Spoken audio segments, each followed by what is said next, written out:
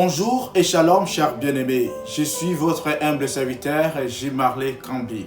Bienvenue encore dans ce live du centre évangélique et la complétude. Que Dieu vous bénisse et que la grâce, la gloire, la puissance de notre roi et sauveur Jésus-Christ soit votre partage éternellement. Aujourd'hui et encore, je me présente devant vous dans le cadre de notre pensée biblique. Notre pensée biblique dont nous allons la faire plutôt au travers d'une série d'enseignements, une série de différentes pensées dont les grands thèmes s'intitulent « Régner par la puissance ».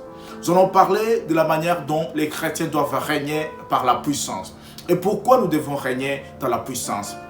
Nous vivons dans un monde aussi compliqué. Nous vivons dans un monde envahi par les ténèbres. Un monde où les ténèbres également, les forces du ténèbre, les artères du ténèbre veulent imposer leur diktat, veulent imposer leur façon de faire, leur façon de voir sur la spiritualité. Mais nous devons savoir que Christ lui-même nous a donné un mandat afin que nous puissions régner par la puissance, régner sur toutes choses. Ici, je me réfère surtout dans Apocalypse, le chapitre 1, à partir du verset 5. Nous voyons ici, dans cette partie, où la lettre a été d'abord envoyée à des différentes églises avec des objectifs, des buts et une mission très précise. Et nous voyons ici dans la partie des dédicats, la partie des salutations, où Jean nous adresse très clairement. Mais au verset 5, Jean nous parle à ce qui concerne Jésus-Christ. Au verset 5, il nous parle toujours de cette salutation où il dit ici, le verset 5, de la part de celui qui est, qui était et qui vient, de la part de cette église qui se tient devant son trône. Au verset 5, il dit ceci, et de la part de Jésus-Christ, les témoins, dignes des foi, les premiers-nés d'entre les morts et les souverains des rois de la terre. Il nous aime, il nous a délivrés de nos péchés par son sacrifice. 6. Il a fait de nous un peuple de rois, des prêtres au service de Dieu, son peuple. À lui donc soit la gloire et le pouvoir pour l'éternité. Amen. Et dans la version seconde dit, il a fait de nous un royaume de sacrificateurs au service de Dieu.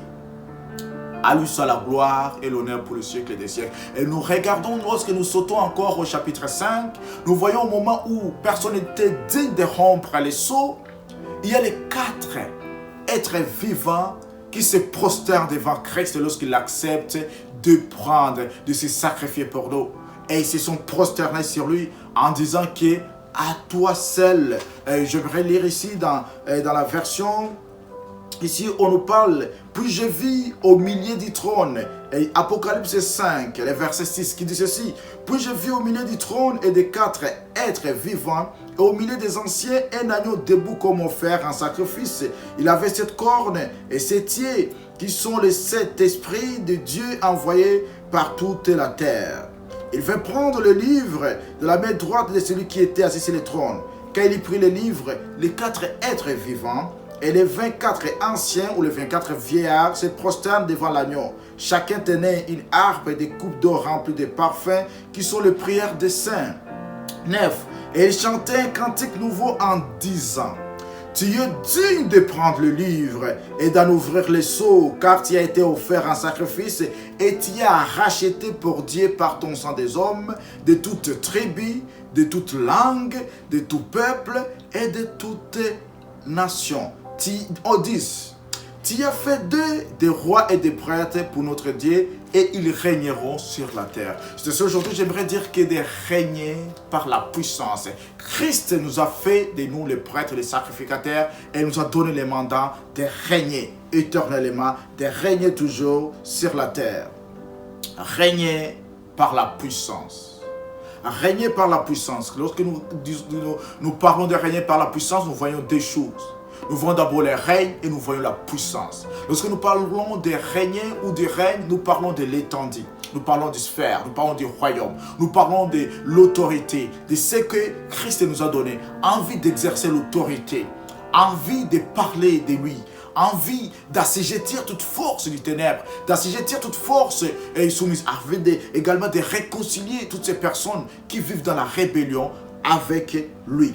Mais lorsque nous parlons du règne également, nous parlons de cette autorité, nous parlons de cet aspect à la fois, non pas physique, mais surnaturel.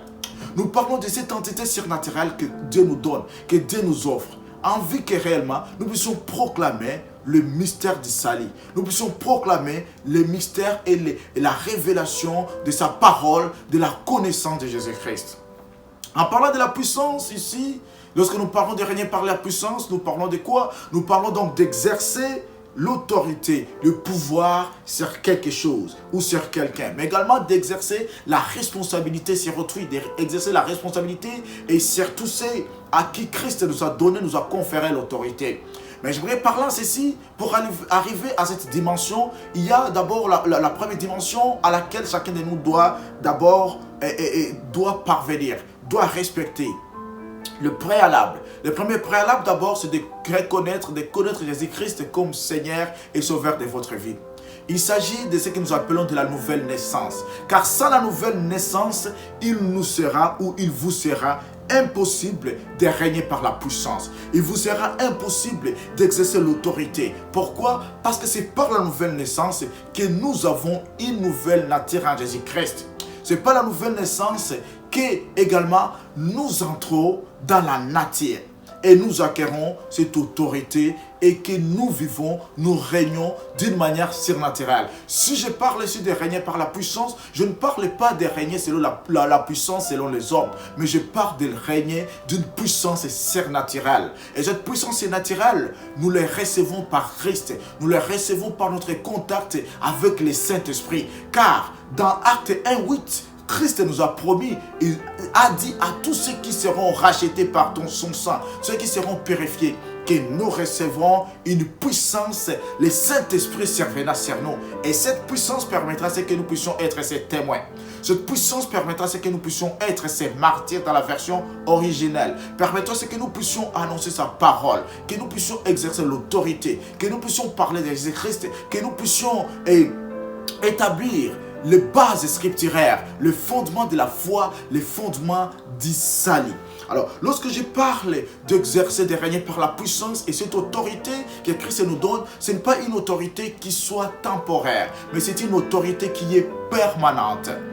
Et c'est ainsi que nous voyons, lorsqu'il a envoyé ses disciples en mission, les 72 et les 10 en mission, ils sont partis, ils étaient contents et errés en disant que nous on a vu même que le diable est tombé comme l'éclair. Mais par contre, après cela, nous voyons qu'il y a eu encore des problèmes, des difficultés. Il y a même ceux qui ont repris leurs activités. Pourquoi? Parce qu'ils avaient ce que nous appelons l'autorité qui était temporaire. C'est ainsi que Christ, dans Acte 1:8, il parle très clairement que lorsque nous aurons le Saint-Esprit, lorsque nous aurons la plénitude de toutes choses, c'est là où nous aurons cette autorité, cette capacité surnaturelle et permanente. Et cette capacité réelle qui nous permettra à ce que nous puissions exercer l'autorité. Exercer l'autorité sur toute force des ténèbres. Exercer l'autorité sur tout aspect lié aux ténèbres. Exercer l'autorité sur tous ceux qui sont en déphasage avec la spiritualité. Sur tous ceux qui sont en déphasage avec Christ et avec le royaume du ciel. Mais par contre, il y a des conditions que nous devons savoir. 3 conditions sont importantes pour que également nous puissions exercer et nous puissions régner par la puissance. Je le dis, ça sera toute une série. Aujourd'hui, je vais parler surtout de ces 3 conditions. Les 3 conditions fondamentaux. Les 3 conditions qui sont vraiment... les 3 conditions plutôt qui sont fondamentales, excusez. Les 3 conditions qui sont cruciales pour que nous puissions régner par la puissance. La première condition qui englobe tous ces 3 aspects ou ces 3 niveaux de conditions, c'est d'abord de savoir la première condition. On ne peut pas régner par la puissance en Jésus-Christ. Nous régnons par la puissance par Jésus-Christ, en Christ, pour Christ et par Christ. C'est Jésus-Christ qui est le fondement de toutes choses. Si nous voulons régner par la puissance, nous devons d'abord nous référer à Jésus-Christ. C'est ainsi que j'ai parlé que la première condition essentielle, sine qua non, c'est d'abord la nouvelle naissance. C'est ce que j'aimerais te dire, cher bien-aimé, cher frère, si tu n'es pas encore né de nouveau. Naître de nouveau, ce n'est pas aller à l'église. Naître de nouveau, ce n'est pas donner tes dîmes. Naître de nouveau, ce n'est pas être enfant des pasteurs. Naître de nouveau, ce n'est pas être l'épouse des pasteurs. Naître de nouveau, ce n'est pas consulter les pasteurs à chaque fois ou être quelqu'un de relatif ou un ami avec le milieu pastoral. Naître de nouveau, ce n'est pas parce qu'on chante. Naître de nouveau, c'est ce que nous appelons la rencontre personnelle avec Jésus-Christ. Dans Jean 4, nous avons la femme samaritaine. Cette femme samaritaine qui avait cette habitude de prier, qui avait cette habitude de lire la Bible, mais qui n'avait pas encore été en contact personnel avec Jésus-Christ. Pourquoi? Parce que la rencontre personnelle avec Jésus-Christ permet de découvrir qui est Christ, permet de connaître qui est Jésus-Christ. Et permet également de nous découvrir, de connaître qui nous sommes réellement, que nous sommes pécheurs et que nous avons besoin de la grâce de Dieu pour que nous soyons sauvés. Nous avons besoin de la présence de Dieu, du sang de Jésus-Christ pour que nous soyons purifiés, pour que nous soyons sanctifiés et pour que réellement nous puissions être acceptés et que nous soyons non pas des chrétiens par procuration, non pas des chrétiens par défaut, mais que nous soyons des chrétiens réels, que nous soyons des croyants, que nous soyons ceux qui sont nés, non pas de la chair, mais ceux qui sont nés de l'esprit par Jésus-Christ. C'est la première condition sine qua non. Et à travers de cela, donc, il y a 3 conditions. Une fois que nous respectons d'abord cette première condition, il y a 3 conditions qui suivent, 3 conditions qui permettent à ce que nous puissions réellement régner par la puissance. Mais j'ai dit que ces 3 conditions sont consignées, sont englobées dans une seule et unique condition. Une condition fondamentale, une condition cruciale, c'est Jésus-Christ. Jésus-Christ, c'est la condition nécessaire, sine qua non, pour que nous puissions régner par la puissance. Pourquoi d'abord? Parce que d'abord, nous devons savoir quelque chose. Parce que Jésus-Christ, il est la source de toutes choses. Jésus-Christ, deuxièmement, c'est le moyen par lequel nous régnons par la puissance. Jésus-Christ, troisièmement, c'est la finalité par laquelle nous régnons par la puissance. Troisièmement, premièrement, Jésus-Christ, c'est la source par laquelle nous régnons par la puissance. Deuxièmement, Jésus-Christ, c'est le moyen par lequel nous régnons par la puissance. Et Jésus-Christ, c'est la finalité par laquelle nous régnons par la puissance. Alors, parlons premièrement de la source. Jésus-Christ, c'est la source. Pourquoi? Parce que Jésus-Christ, c'est la source. Par Jésus-Christ, nous avons la plénitude de toute divinité. Lorsque nous regardons dans l'évangile, dans l'épître de l'apôtre Paul à l'église de Colosse, le chapitre 2, à partir du verset 10, nous voyons qu'en Christ, nous avons la plénitude de toutes choses. En lui habite corporellement la plénitude de toutes choses. Et lorsque je parle de la plénitude, donc Jésus-Christ c'est la source de toutes choses. La plénitude signifie quoi? La plénitude signifie donc de ce qui couvre tous les aspects, de ce qui est sans défaut. En Jésus-Christ, il n'y a aucun défaut. C'est pour cela que nous sommes capables de régner, de dominer par la puissance, parce qu'en lui, il n'y a aucun défaut. Deuxièmement, en Jésus-Christ, il n'y a aucune limite. Jésus-Christ n'est pas limité. Nous avons la plénitude. Ce qui n'a pas de limite, ce qui n'a pas de défaut. Nous avons la plénitude, donc ce qui est sans imperfection. En Jésus-Christ, nous avons la perfection de tous les attributs de Dieu. Et en ayant la plénitude de tous les attributs de Dieu, nous sommes capables, nous devenons capables de régner par la puissance. Pourquoi? Parce que nous avons même la plénitude de la puissance de Dieu, la plénitude de l'autorité de Dieu, la plénitude de la grandeur de Dieu, la plénitude de la force de Dieu, la plénitude de toutes choses que nous ne pouvons pas avoir par nos forces, par nos possibilités humaines. En Jésus-Christ, donc, nous avons la plénitude. Pourquoi? Parce qu'en Jésus-Christ, et Jésus-Christ est celui qui représente, qui couvre tous les aspects de la vie, tous les aspects de la spiritualité, tous les aspects moraux, tous les aspects spirituels. En Jésus-Christ, nous savons cela. C'est ainsi que Jésus-Christ, c'est la source qui permet à ce que nous puissions régner par la puissance. Sans Jésus-Christ, nous sommes impuissants. Sans Jésus-Christ, nous sommes déjà vaincus d'avance. Mais avec Jésus-Christ, nous sommes plus que vainqueurs. Nous sommes plus que vainqueurs, c'est toute force du ténèbre. Nous sommes plus que vainqueurs, c'est toute connaissance humaine.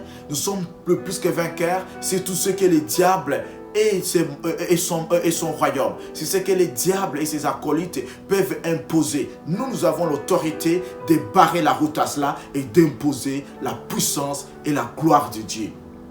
Deuxièmement, la deuxième condition, lorsque nous parlons de régner par la puissance, c'est que nous devons savoir donc, c'est parce que Jésus-Christ, et nous régnons par la puissance parce que Jésus-Christ est les moyens par lesquels nous régnons. Au travers de ce que Jésus-Christ d'abord, ce qu'il a fait par son œuvre expiatoire, son œuvre à la croix. La croix, c'est la victoire. La croix également, c'est la justice. La croix, c'est toute chose. La croix renferme les aspects de plusieurs choses. Et dans la croix, nous avons obtenu la victoire sur toute chose, sur tout aspect. Car à la croix, il y a le sang de Jésus-Christ qui a été répandu. Il y a le sang de Jésus-Christ qui a été versé. Et ce sang de Jésus-Christ nous accorde d'abord le salut et le salut par la grâce. Ce sang de Jésus-Christ nous accorde d'abord la victoire. Ce sang de Jésus-Christ également nous pardonne de toute iniquité. Ce sang de Jésus-Christ nous lave de toute souillure. Donc à celui qui est en Christ, il est purifié par son sang. Toute souillure s'en va. Parce que nous ne pouvons pas régner par la puissance si nous sommes dans la souillure. Nous ne pouvons pas régner par la puissance si les iniquités pèsent sur nous, si les iniquités dominent sur nous. Nous régnons par la puissance parce que nous avons ces moyens. Et ces moyens, c'est la croix. Ce moyen, c'est cette communion que nous avons entière, pleine avec Dieu et avec d'autres personnes. Car par cette communion, par ces moyens, nous sommes capables, nous avons cette compétence, cette autorité d'influencer, de parler, de ramener ceux qui sont perdus vers Christ, de ramener ces gens qui sont loin de la gloire de Dieu, afin qu'ils puissent entrer dans la gloire, dans la puissance de Dieu. Troisièmement, la troisième condition est que nous devons savoir que Jésus-Christ, il est la finalité de toutes choses, cette finalité qui permet à ce que nous puissions régner par la puissance. Pourquoi? Comme je l'ai dit, parce que Jésus-Christ, comme nous venons de le lire, il a fait de nous le royaume des sacrificateurs. Jésus-Christ, d'abord, premièrement, nous a rachetés et a fait de nous le royaume des prêtres et rois à son service, comme nous le voyons dans Apocalypse chapitre 1, verset 6. Jésus-Christ a fait de nous un royaume de sacrificateurs. Et même nous voyons que les 4 êtres vivants, les 24 vieillards, lorsqu'ils se procèdent devant lui, devant le trône de Dieu, ils affirment cela. En disant que toute langue, toute tribu, toute nation est soumise à Jésus-Christ. Pourquoi? Parce qu'il est le seul qui a fait de nous le royaume des sacrificateurs. Le seul qui a fait de nous le royaume des prêtres rois. C'est cette finalité d'abord. Jésus-Christ est la finalité. Et en faisant de nous le royaume donc des sacrificateurs, Jésus-Christ nous a conféré, nous a donné l'autorité, nous a donné le pouvoir de régner. Nous a donné le pouvoir de dominer. Nous a donné le pouvoir de réconcilier ceux qui sont perdus avec Dieu. Nous a donné également cette capacité que nous puissions également parler. Donc, nous a donné cette procuration, ce mandat de parler à son nom, d'agir à son nom, d'opérer à son nom. C'est ainsi que j'aimerais dire à quelqu'un, par la puissance que Jésus-Christ nous a donnée, l'autorité qu'il nous a conférée, nous avons cette autorité de régner par la puissance. Nous avons cette autorité de parler. Nous avons ce mandat de parler au nom de Jésus-Christ. Nous avons également cette puissance, comme nous le voyons dans Romains 5, 17, que nous avons reçu cette grâce abondante, qui est le don de la justification par Jésus-Christ, comme il est dit dans la version du Semeur. Nous avons reçu la justice, nous avons reçu la grâce abondante grâce à Jésus-Christ, et afin que nous puissions régner, sur toutes choses, nous puissions régner sur la vie. Alors, aucune vie, aucune parole, aucune œuvre, aucune personne ne peut jamais prendre contrôle les décisions sur la puissance de Dieu. Pourquoi? Parce que la puissance de Dieu est surnaturelle. La puissance de Dieu, elle est pratiquement de la tautologie, elle est puissante. Elle a une puissance surnaturelle, une puissance que personne ne peut contester, que personne ne peut rejeter. C'est ainsi que, chers bien-aimés, chers serviteurs de Dieu, je vous appelle à ce que dans les temps dans lesquels nous sommes, ce n'est pas le temps de nous laisser dans la distraction. Ce n'est pas le temps que nous puissions être dominés par des choses qui ne valent pas la peine. Ainsi que l'apôtre Paul ici, comme il est dit toujours, comme je l'ai dit dans les versets que j'ai dit, dans Colossiens 2, les versets à partir du verset 8, il nous dit: prenez garde que personne ne fasse de vous sa proie par la philosophie et par une vaine tromperie, s'appuyant sur la tradition des hommes, sur les rudiments du monde et non sur Christ. Prenez garde, peuple de Dieu. Prenez garde que personne ne fasse de vous sa proie au travers des philosophies, au travers des vaines tromperies, ou en s'appuyant sur les traditions des hommes, en s'appuyant sur des situations qui satisfont juste l'homme et non pas sur Christ. Pourquoi? Comme je l'ai dit, car en Christ habite corporellement toute la plénitude de toute la divinité. En lui, nous avons toutes choses. Et celui qui veut régner par la puissance ne doit pas se laisser dominer par quoi que ce soit. Non pas par des traditions, non pas par des façons de voir, non pas par quoi que ce soit, mais doit se laisser dominer par la puissance, par la gloire, par la grâce, par la puissance de Jésus-Christ. Et vous voulez régner et dominer par la puissance. Il y a des choses que nous devons savoir, chers bien-aimés. Le mauvais usage de la puissance de Dieu aujourd'hui conduit à plusieurs dérives, conduit à ce que nous puissions vivre la crise de la spiritualité, à la fois dans le corps de Christ, à la fois à l'extérieur même du corps de Christ. Aujourd'hui, nous participons, nous vivons à des chrétiens, à des serviteurs qui sont devenus impuissants. Pourquoi? Parce qu'ils font ce que nous voyons dans Colossiens, les chapitres de les versets 8. Ils ne prennent plus garde, ils sont devenus la proie des philosophies, la proie des traditions, la proie de leurs pensées, la proie de leurs idées, la proie même de l'obscurantisme, de l'obscurité, la proie des forces des ténèbres. Pourquoi? Parce que ces gens n'ont pas ce que nous appelons la plénitude de Christ. Et c'est ainsi qu'aujourd'hui nous voyons qu'il y a, au travers de ces mauvais usages, beaucoup de personnes, qu'est-ce qu'ils font? Ils se font amputer l'œuvre de Christ. Ils croient que l'œuvre de Christ leur appartient. Beaucoup de personnes commencent à compter sur eux et non pas sur Dieu. J'aime ce que Psaume 5 nous dit: non pas à nous, éternel, non pas à nous, mais pour ta gloire. Ce n'est pas pour nous lorsque nous faisons quoi que ce soit. Aujourd'hui, nous voyons que des gens qui font des miracles, ça devient comme toute une publicité.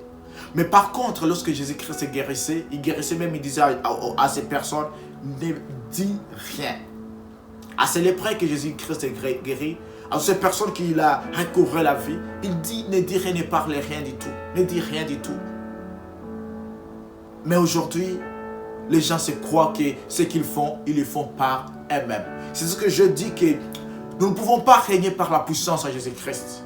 Celui qui règne par la puissance, c'est celui qui s'appuie sur Jésus-Christ. C'est celui qui règne par la puissance, c'est celui qui ne cherche pas à opprimer les faibles. Car nous savons qu'on dit que Jésus-Christ, il n'éteindra pas donc cette mèche qui fume. Il n'éteindra pas même ces arbres qui ont été mal coupés. Non, Jésus-Christ, il est celui qui va relever les faibles, qui relève les faibles. Alors, régner par la puissance, c'est relever ceux qui sont affaiblis. Régner par la puissance, c'est réconcilier ceux qui sont dans la faiblesse. Ces gens qui ne connaissent pas Dieu, ces gens qui sont loin de Dieu, qui sont loin de l'alliance de Dieu.